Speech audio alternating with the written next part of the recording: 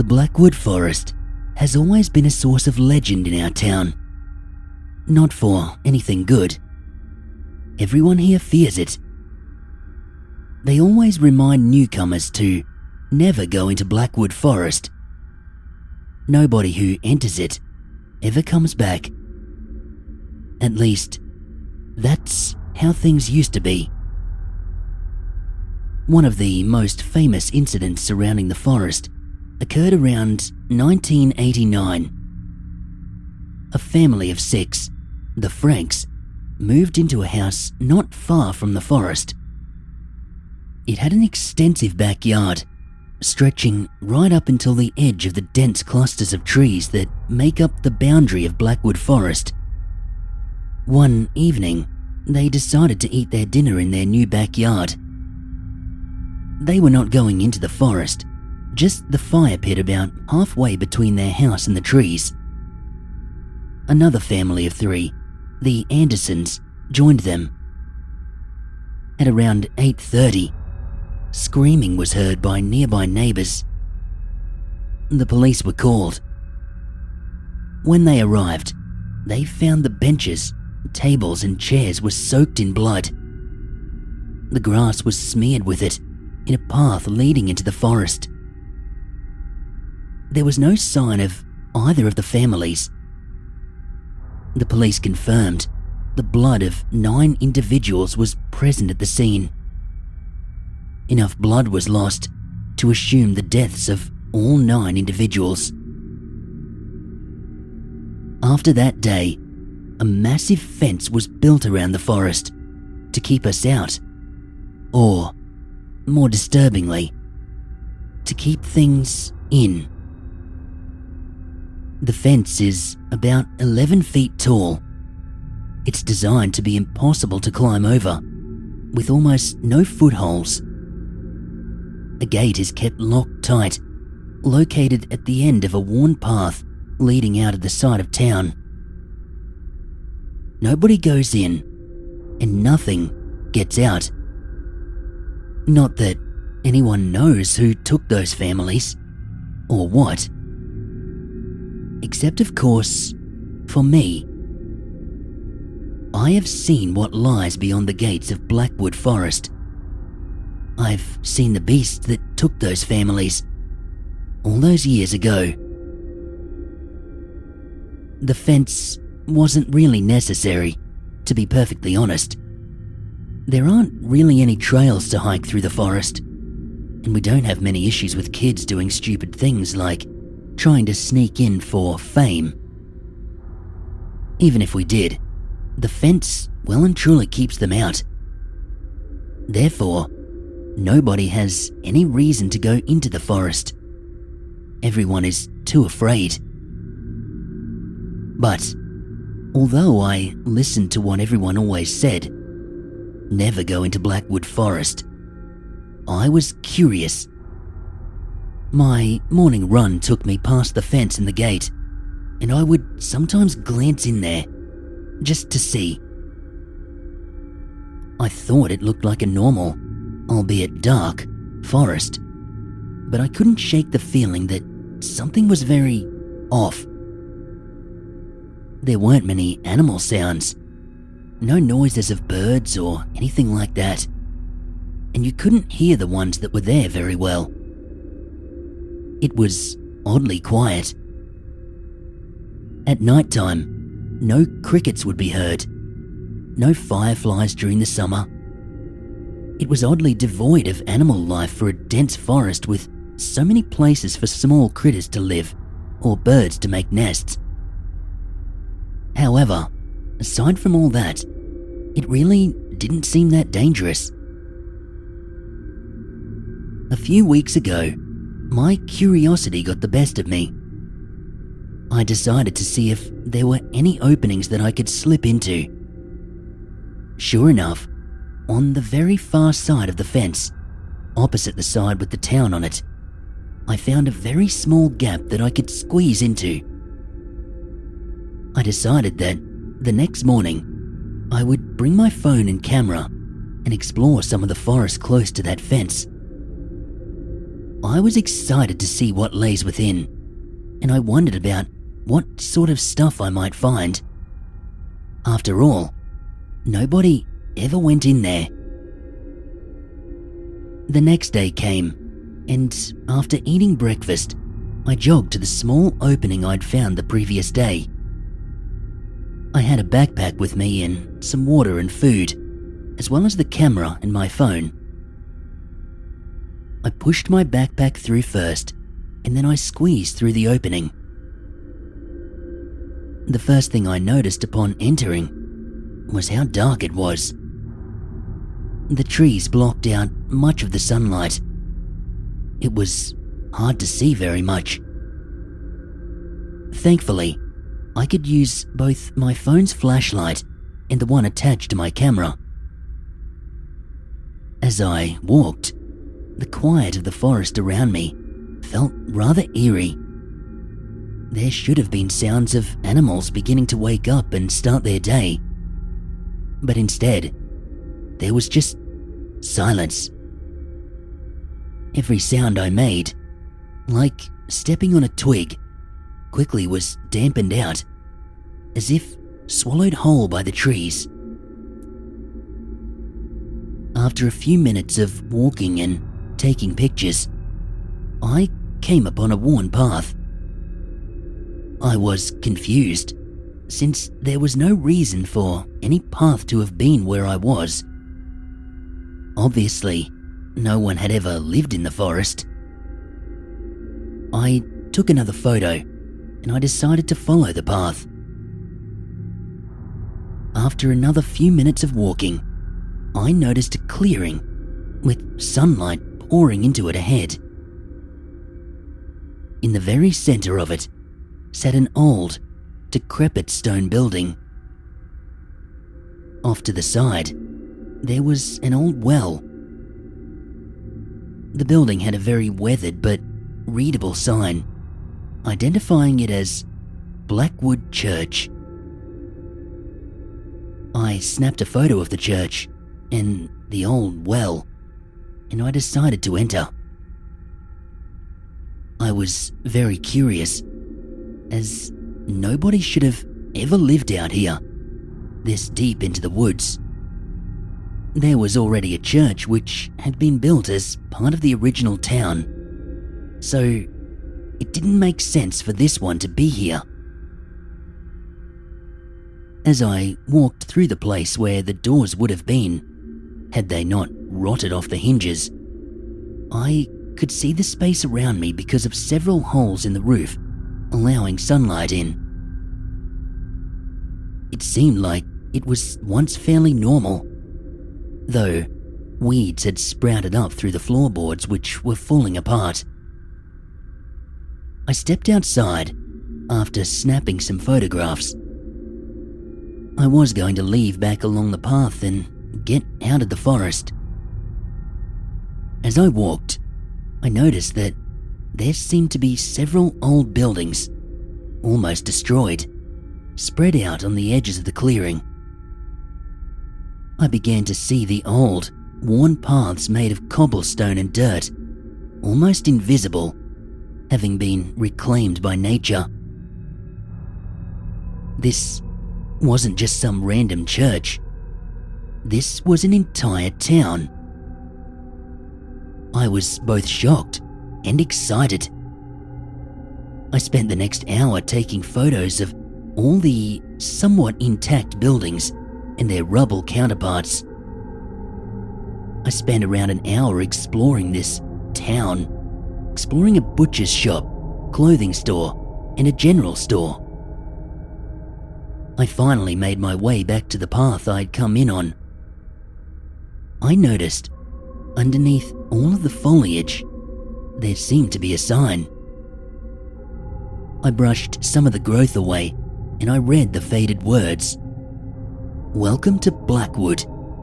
Population 349. C. 1903.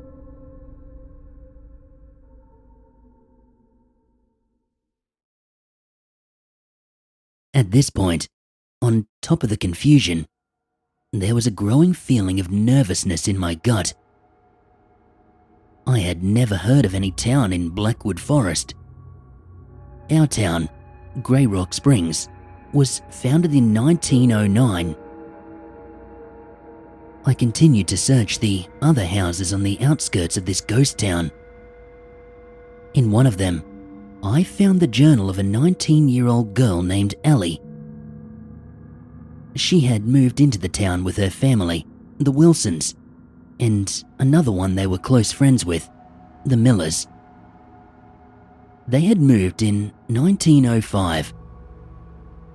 The first dozen pages were normal entries about life around the town. Her friend, 19-year-old Janie Miller, and her older brother, 21-year-old Sean Miller. She and Sean were apparently set to get married in a year, something Ellie wrote almost endlessly about. The 20th entry, dated September 17th, 1905, however, was different.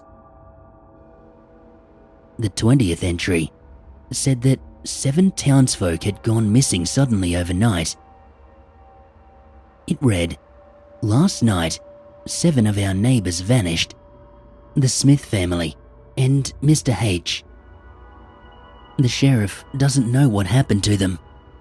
Their beds appeared to have been slept in, and their homes appear normal. But nobody has seen them or heard of them since around 8 p.m. last night. I'm getting worried. Some of the other neighbours are talking about dark shadows in the trees, snatching people away. I hope they're okay." After reading this, my anxiety started to grow. What could have happened to the people who lived here? I looked at the next entry, 6 days later. It read, "Almost everyone has vanished. The night after the first disappearances, 14 people disappeared. The numbers only got worse from there. The sheriff, the butcher, the school teacher, all gone. Last night, 34 people, including the Millers, vanished. There are only 115 of us now. Janie and Sean are gone. Their beds, unkempt. Everything else in place, as if they just got up and walked out. It's 7:52 at night, according to my clock. There are things making weird scratches out there. I can see the shadows outside. They're getting closer. I think I'm going to join Janie and Sean soon. At least I won't have to live on without my friend and my love." Terror was now beginning to take hold. I looked around the room. I realized it was now noon. I had been reading for so long, I'd lost track of time. I got up, grabbed the journal, and ran out of the house, the feeling of being watched nearly overwhelming me. I got to the path that I'd walked in on, and it was then that the screeching and the wailing began. It started as an inhuman, deep, gravelly sound, and then it cracked, and it sounded like a dying person giving a final cry for help. Soon, the chorus of these otherworldly howls filled the forest. Terror shot through my body. I felt chills. I turned and scanned my surroundings, searching for the source of the sounds. That was when I saw one of them for the first time. I don't know exactly how to describe them here, but I will do my best to give you an idea of what lurks in those woods. They are tall, around 7 feet, with pure black skin. No light reflects off any part of them, except for their milky white eyes. Brown veins reach for the center of the eye, where the iris and pupil would normally be. Instead, there was just more white. In some places, their flesh clings to their bones as though they've been vacuum sealed. In others, the flesh is gone and only the bone remains. Their entire body has pulsating, grey veins, kind of spider webbing from place to place, and their mouths stretch from one side of the head to the other, nearly to the hinges connecting the jaw to the skull. Their teeth are thin like needles, and they have hundreds of them. One of them was standing close to me, looking right at me. It let out a screech wail, and it started to run towards me. I turned and I bolted, running back towards the church, hoping to escape through a window opening. As I reached the church, I turned and glanced back, only to see it standing near the well, not moving. Instead, it was just growling at me. As we stared each other down, more of them began to appear. They formed a ring around the church. I was now trapped. Panic began to set in more deeply now as I looked through the window openings, trying to look for a weakness in the circle, something I could use to escape. And there was one. Directly behind the church, there was a large opening in this ring of monsters surrounding me. Taking several deep breaths and becoming as calm as I possibly could given the circumstances, I took my opportunity and I ran. I jumped out the window and I sprinted with more force than I've ever used in my life. I made it to the trees, hearing their horrible screeching wails following uncomfortably close behind me. I didn't stop, running through the foliage like my life depended on it, which it did. Most of them, they remained behind, but a few followed me deeper and deeper into the forest, not letting up.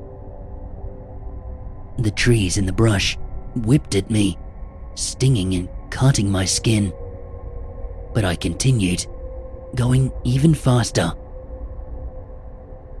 I finally stopped when I couldn't hear them anymore. By this point, it was close to 2 p.m. I had run in the opposite direction that I'd entered Blackwood from. The adrenaline that I had felt, it had begun to wear off, and I wanted to collapse from exhaustion. But I knew those things would keep looking for me, and they wouldn't stop until they had found me.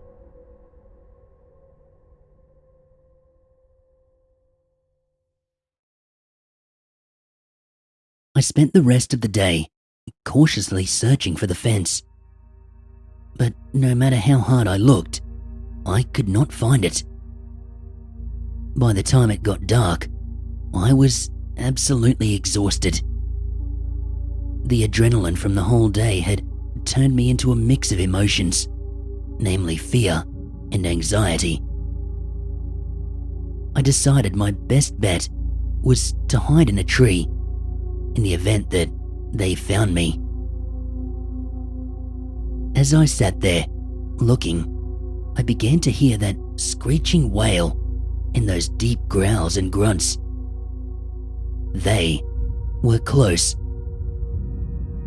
I held my breath as the first one approached. It looked around, peering through the forest, searching for me. I got the feeling that it knew I was close. It started to scan some bushes near the tree that I was in. When it looked up suddenly, I fell from my spot in surprise, hitting the ground hard with a grunt. It let out a wail, and it started to approach me. I searched for something to use as a weapon, and I found a sharp rock. I caught sight of the large veins covering its chest area. It seemed like the most logical target. It began to run, screeched, and then lunged at me. I pulled the rock from behind my back, and I sliced with ferocity, cutting through the veins like paper. It screamed and it shrieked, black ooze shooting out from the wound like a hose until it stopped. The thing let out a final wail before collapsing to the ground. I looked at it. I could hear a sickly breathing coming from this thing. Before it died, I heard a distorted but human voice mutter a weak "Thank you." And then the breathing stopped. I was stunned. I didn't have much time to think about it because more wails could be heard approaching fast in the distance. I continued to run through the forest, more adrenaline pumping through my veins, fear at the back of my mind. I ran for what felt like forever until I ended back up at that town. I hid in the church, underneath the floorboards. At some point, I fell asleep from exhaustion. The next 6 days were awful. I spent most of them hiding, slowly running through my food and water that I'd packed. One morning, as I reached the last of my water, I realized I had no choice but to try and escape. Although they searched the forest for me, I thought that I could slip past them and make it to the fence. But after a few minutes of preparing, I heard those wails approaching from the distance yet again. I grabbed my backpack and I stepped outside. I looked around, seeing the creatures from before step out from the trees. I prepared myself and I ran.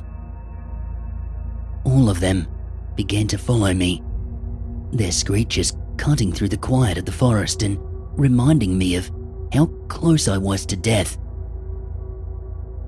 I went down that same worn path, sprinting through the woods.